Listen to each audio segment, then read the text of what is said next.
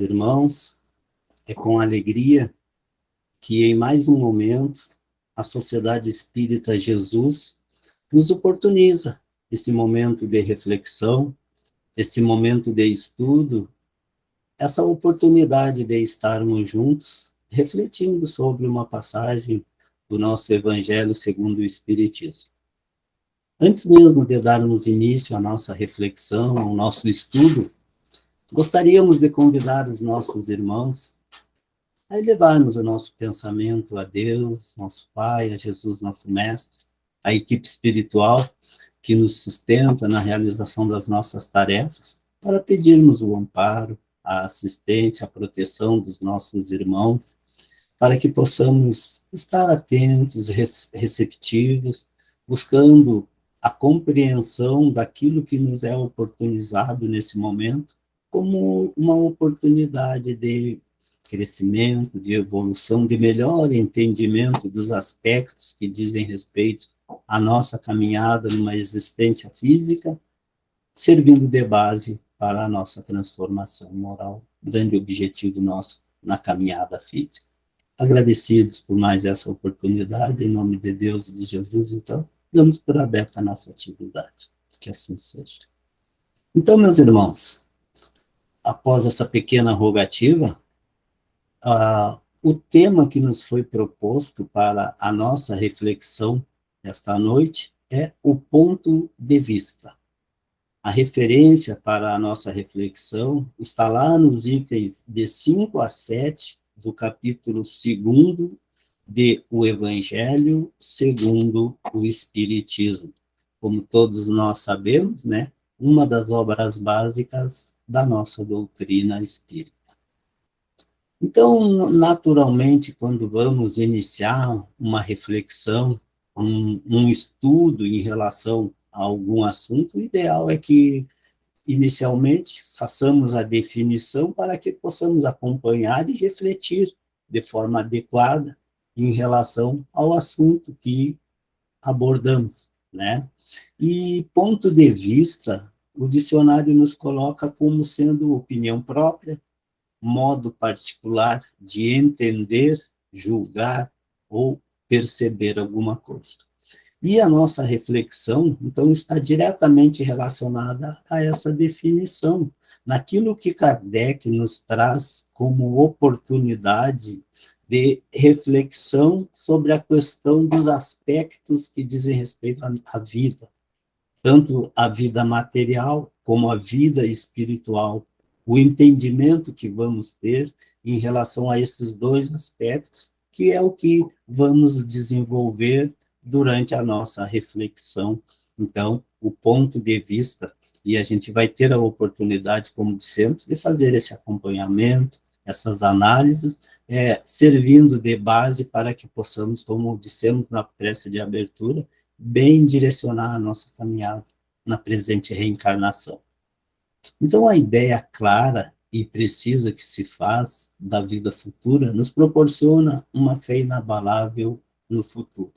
Então, a partir do momento, né, quando temos uma ideia bem clara, bem entendida, bem compreendida a respeito da vida futura, ela nos fortalece, né? Ela nos proporciona, como vimos, uma fé firme, resistente, inabalável, que nos sustenta por ocasião das adversidades que temos que enfrentar ao longo da nossa jornada, ao longo da nossa caminhada em uma existência física. Então, meus irmãos, essa fé tem consequências imensas sobre a moralização dos homens, quando muda completamente o ponto de vista sobre o qual eles examinam, né, examinariam a vida terrestre. Então, essa fé que o entendimento da vida futura nos proporciona, ela tem consequências de dimensões enormes na questão da moralização, da nossa moralização, da moralização do ser que tem essa compreensão, que tem esse entendimento, né?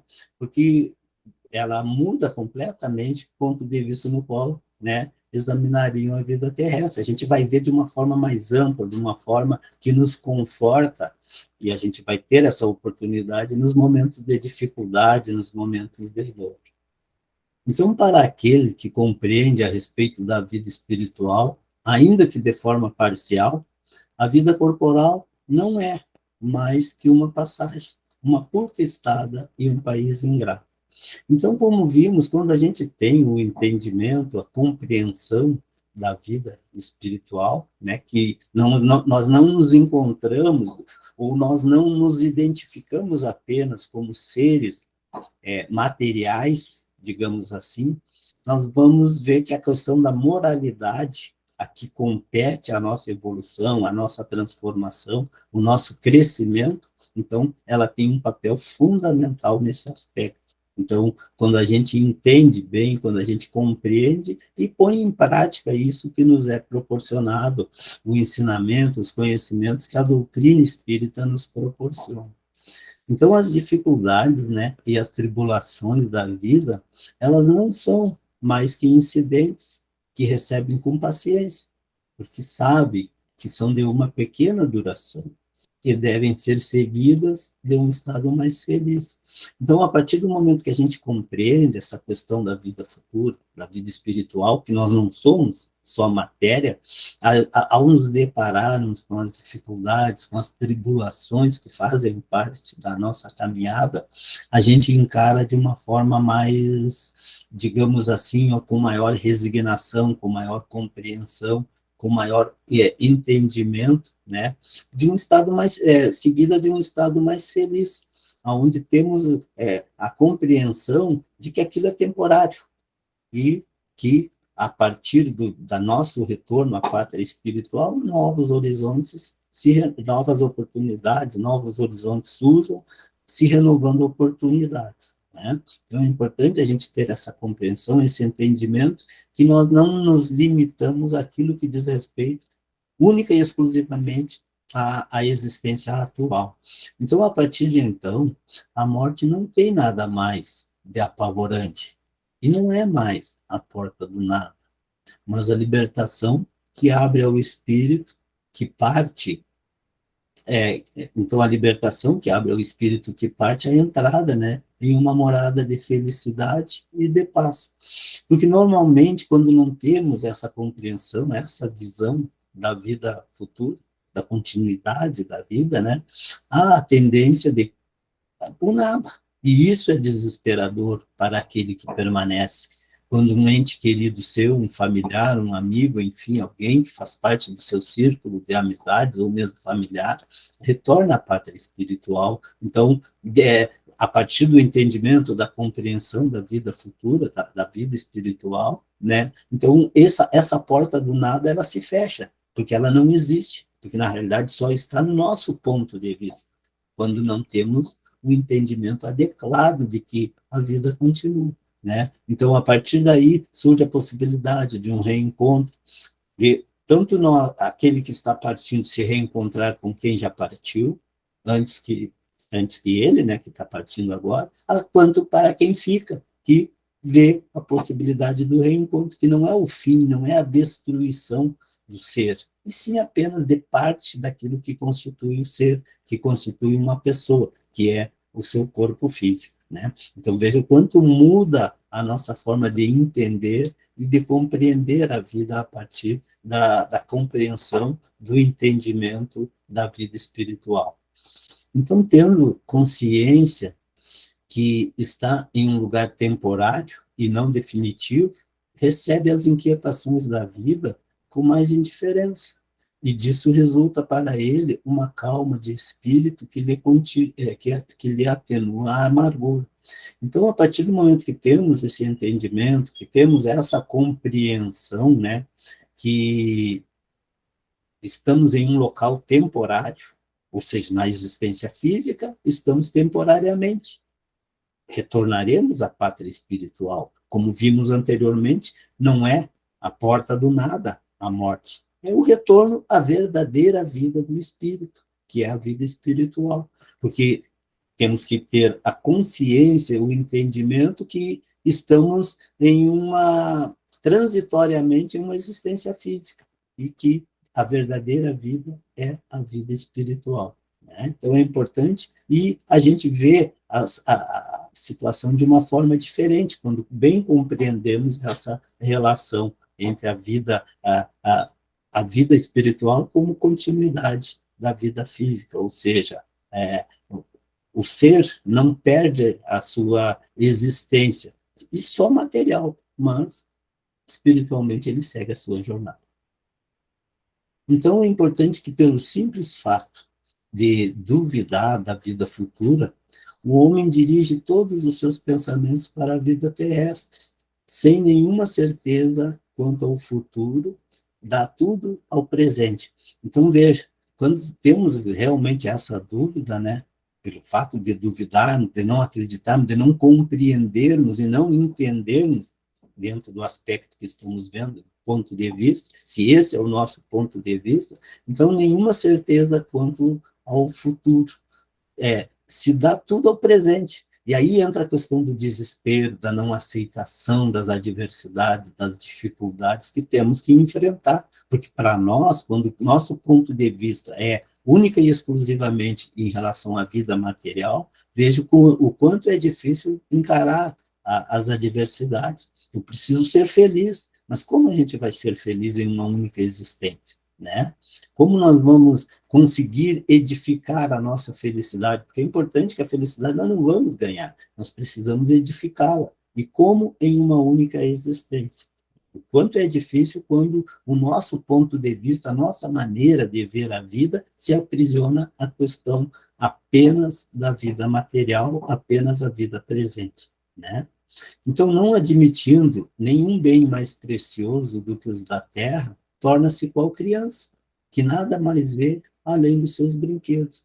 Então, na realidade, a analogia que nos é oportunizada lá no texto, né, que Kardec nos oportuniza, ponto de vista, conforme dissemos, no Evangelho segundo o Espiritismo, então ele faz uma analogia de que a nossa maneira de ver somos como crianças, que nos atemos apenas aos nossos brinquedos, que, na analogia, os brinquedos seriam aquilo que diz respeito aos nossos pertences na existência física, que, a partir do momento que deixarmos, que perdemos, né, aquilo que possuímos em termos materiais, tudo se acaba.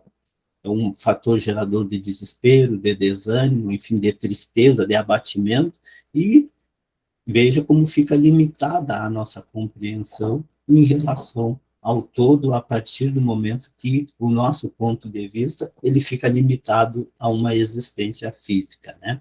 E não há o que não faça para conseguir os únicos bens que se lhe afiguram mais importantes, né? Ou reais. Então, é um desespero, é uma situação de dificuldade a partir do momento que aquilo ali é tudo o que o espírito possa possuir, né?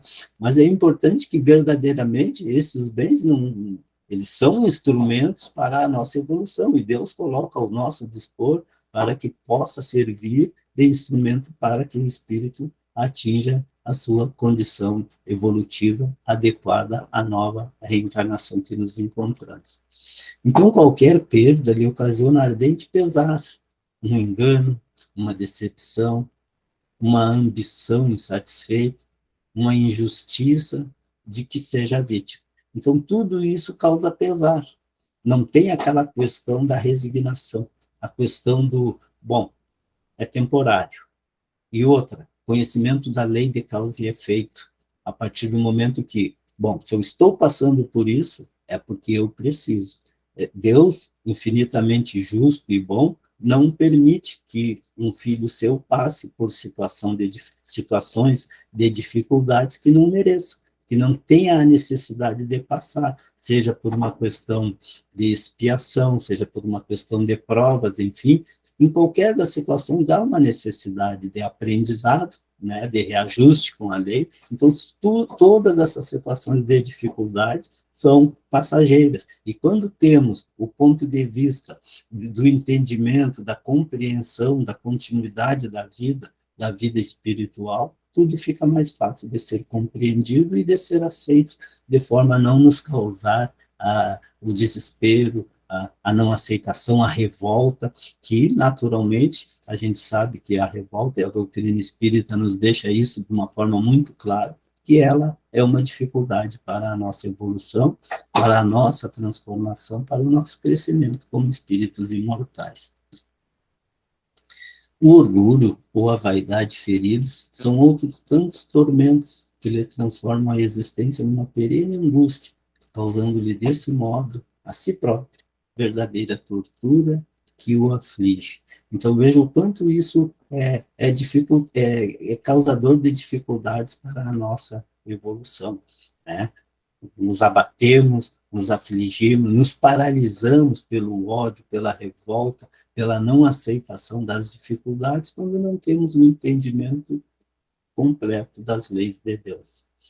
Então, o mal que atinge, como o bem que toca os outros, grande importância adquire aos nossos olhos, quando o entendimento é realmente aquele, de forma parcial, não compreendendo exatamente as circunstâncias que nos encontramos em uma existência física, enfim, e o conhecimento em relação à vida futura.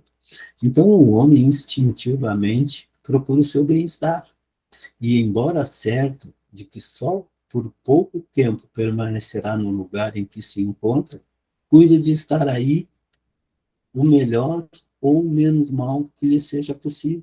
Então veja como fica diferente a forma da gente encarar a vida. A gente tem consciência de que estamos passageiramente em uma existência física, como dissemos, e naturalmente vamos desenvolver a resignação para saber que aquilo não é definitivo, é uma necessidade e por um determinado tempo, né? Então, tudo muda de figura. A nossa compreensão, a nossa capacidade de nos resignarmos diante das dificuldades, elas são aumentadas e nos proporcionam a oportunidade de bem direcionarmos a nossa caminhada na existência física. Então, o desejo do bem-estar força o homem a tudo melhorar, impelido que é pelo instinto do progresso e da conservação, que está nas leis da natureza. Então, as leis da natureza nos proporcionam a oportunidade de bem compreender, né, os aspectos, as situações que temos que enfrentar, né? Então, o instinto do progresso, né, e da conservação, exatamente nos dão esse entendimento, essa compreensão, uma visão mais adequada daquilo que realmente é a nossa destinação. Ele, pois, trabalha por necessidade, por gosto e por dever, obedecendo desse modo aos desígnios da providência que para tal fim o pôs na Terra. Aí a gente vai compreender, né, que estamos numa existência física com objetivos, com uma finalidade bem definida, não achando que estamos numa existência ao acaso e que tudo que nos ocorre é obra do acaso, que estaríamos abandonados por Deus, por Jesus, pela espiritualidade, quando sabemos, como nos disse o Mestre, que nada acontece por acaso, aonde diante da dificuldade ele disse que bata a porta e ela se abrirá, pedirmos e receberemos. Então, que tenhamos fé, resignação e a certeza de que nós não estamos desamparados, que Deus nos ama, é nosso Pai, né, infinitamente justo e bom, e que depende única e exclusivamente de nós edificarmos a nossa felicidade, pautando as nossas ações, naturalmente, em conformidade com as leis de Deus, que é naturalmente o que vai nos proporcionar a edificação da nossa felicidade, da nossa paz interior, da nossa elevação como espíritos imortais. Simplesmente aquele que se preocupa com o futuro não liga ao presente mais do que relativo à importância e facilmente se consola dos seus insucessos, pensando no destino que o aguarda. Então, o quanto isso facilita, se resignando, buscando compreender, ter a certeza de que está passando por aquilo que precisa passar, seja por uma razão ou por outra, mas que não é a obra do acaso, aquilo que se está enfrentando, e que, a partir da fé, a partir do desenvolvimento das virtudes que nos são próprias, né, que estão em nós como germes, e verdadeiramente é o patrimônio do espírito, né, e não aquilo que muitas vezes nos preocupamos em acumular, os bens materiais. Naturalmente necessitamos desses bens, mas não é só isso o que necessitamos, o que precisamos para seguirmos em frente. Então, Deus, conseguintemente, ele não condena os gozos terrenos, nos é colocado por Kardec. Condena, sim, o abuso desses gozos em detrimento das coisas da alma. Então, na realidade, muitas vezes, nós não precisamos nos culpar por estarmos em uma existência física e, de uma certa forma, termos posses, digamos assim, naturalmente, bem adquiridas, né, por suor do trabalho, ou mesmo herança, seja lá o que for. Então, não podemos equivocadamente nos condenarmos, achando que não poderíamos ser possuidores daquela condição. Na realidade, o que é condenável, né, temos uma existência física, temos que viver como seres encarnados, mas o que é condenado, no caso, né, que é comprometedor para quem está numa caminhada é o abuso, né, desses gozos em detrimento das coisas da alma, como dissemos. Verdadeiramente, os bens materiais estão ao nosso dispor, ao dispor do espírito imortal como instrumento para a sua evolução. Na realidade, como vimos, os gozos, os excessos é que são condenáveis, né? Em detrimento daquilo que diz respeito ao patrimônio da alma, ou seja, o desenvolvimento de virtudes, de valores morais, que isso vai acompanhar o espírito ao longo da sua existência, no retorno ao plano espiritual, depois no retorno a outra existência física e assim sucessivamente, né? Então é importante que, estando no mundo, temos que, como no mundo estamos, né, desfrutar daquilo que o mundo nos oferece, naturalmente evitando os exageros, evitando os excessos, como Kardec nos observa. Então, contra tais abusos é que somos alertados e que se aplicam estas palavras de Jesus: meu reino não é deste mundo. E o mestre deixa muito claro essa questão do reino, não, do reino dele, né, Jesus, não ser desse mundo. E naturalmente também não somos desse mundo. Não um reino, porque não temos essa condição ainda, né? Mas, na realidade, não somos do mundo. Nós somos espíritos imortais, onde a verdadeira vida é a vida espiritual. Estamos, numa analogia muito própria, como o aluno que vai à escola.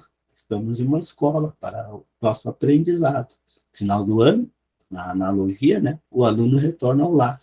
E, por ocasião do nosso desencarne, da nossa morte, retornamos à verdadeira pátria do espírito, a pátria espiritual, para as avaliações, para planejamento de novas reencarnações, até que venhamos a adquirir a plenitude, a condição que todo ser humano vai alcançar um dia, naturalmente, dependendo do seu esforço, no tempo em que o seu esforço permita que possa atingir os seus objetivos, ou seja, a plenitude, a sua perfeição relativa, passível de ser alcançada do espírito imortal, né?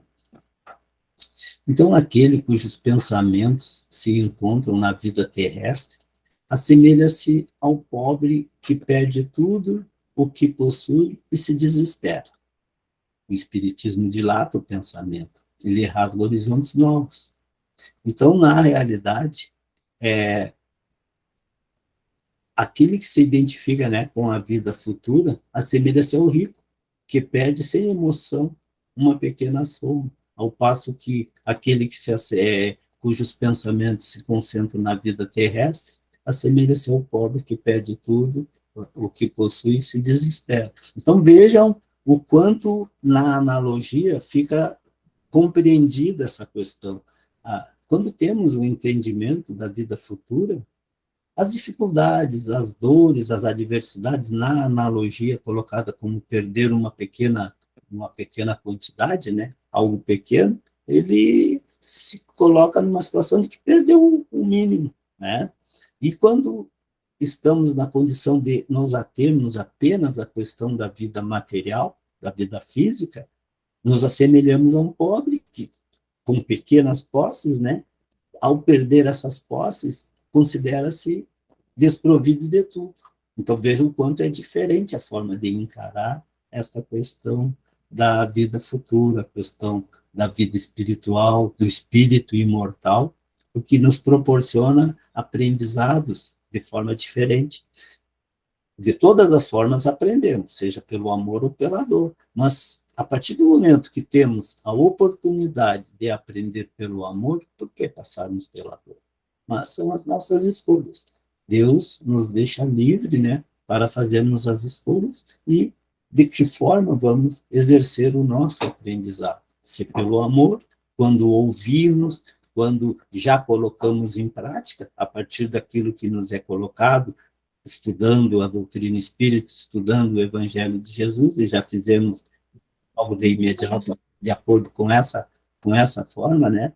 Ou se nos equivocamos, tem a consequência da dor em relação à ação contrária à lei de Deus, mas também é uma forma de aprendizado. Mas está a nossa escolha, a melhor forma, a forma mais adequada que vamos escolher para realizar a nossa evolução, o nosso aprendizado. Então, em vez dessa visão acanhada e mesquinha que o concentra na vida atual, na vida material, né, que faz do instante que vivemos na Terra único e frágil eixo do porvir eterno, ele, o Espiritismo, mostra que essa vida não passa de um elo do harmonioso e magnífico conjunto da obra do Criador. Então, na realidade, Kardec faz a reflexão nos colocando que, fazendo uma analogia, como a vida, tanto uma existência física quanto uma existência na erraticidade, no plano espiritual, são elos, né? Que, unindo uns aos outros, formam a corrente da vida, né?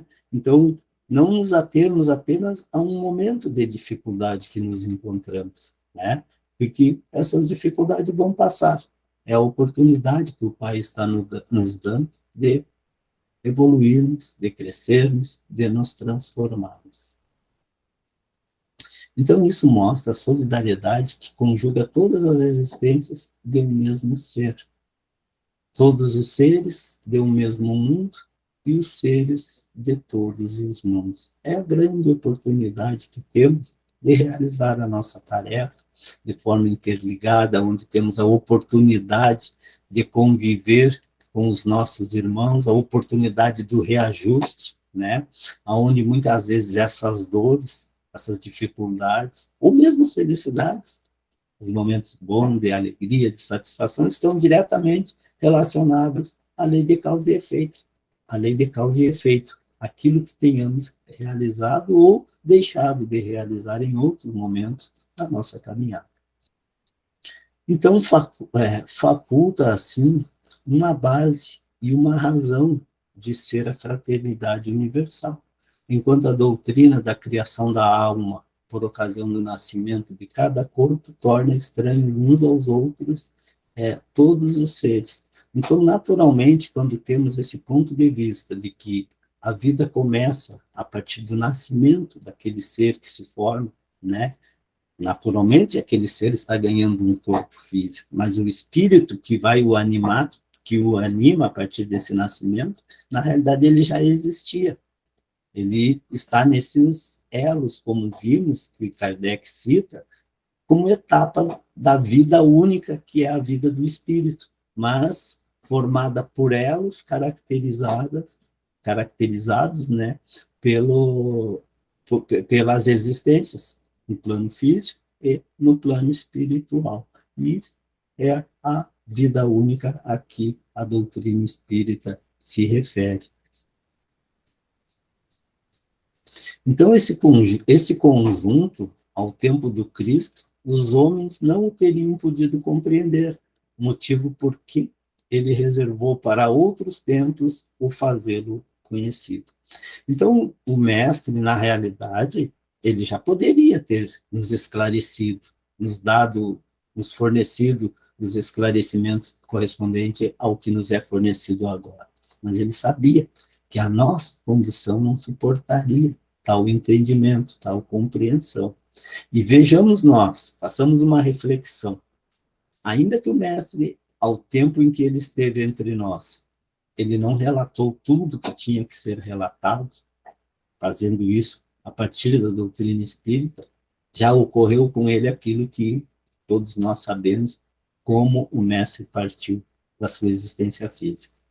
Imaginemos nós se ele tivesse elucidado exatamente da mesma forma que faz hoje, né? Então, é algo que não, a humanidade não estava preparada para receber essas informações. Mas no tempo oportuno, como ele mesmo prometeu antes de partir, né, que intercederia junto ao Pai para fornecer, né, o, quem o que quem pudesse esclarecer a humanidade, com certeza, no tempo certo, ele fez, ele nos proporcionou essa oportunidade.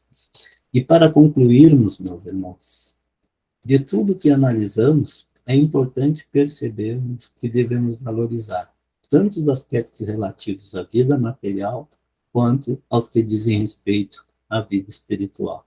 Sinteticamente falando, é exatamente isso que estamos que estar atentos. Não nos atendo apenas à questão da vida material, porque se assim ocorrer, nós estaremos extremamente equivocados, dificultando a nossa caminhada. E o mestre deixou muito claro, cuidai do corpo e do espírito, ou seja, precisamos da matéria, precisamos daquilo que é o instrumento do espírito na sua jornada no plano, mas que temos que estar atentos aos valores espirituais, aos valores morais, que fundamentam a nossa evolução em uma caminhada, em uma jornada no plano físico, no plano material. Era o que tínhamos para hoje. Agradecemos a Deus, nosso Pai, a Jesus, nosso Mestre. Agradecemos a todos os irmãos que nos acompanharam, e que a paz do Mestre esteja com todos nós, hoje e sempre.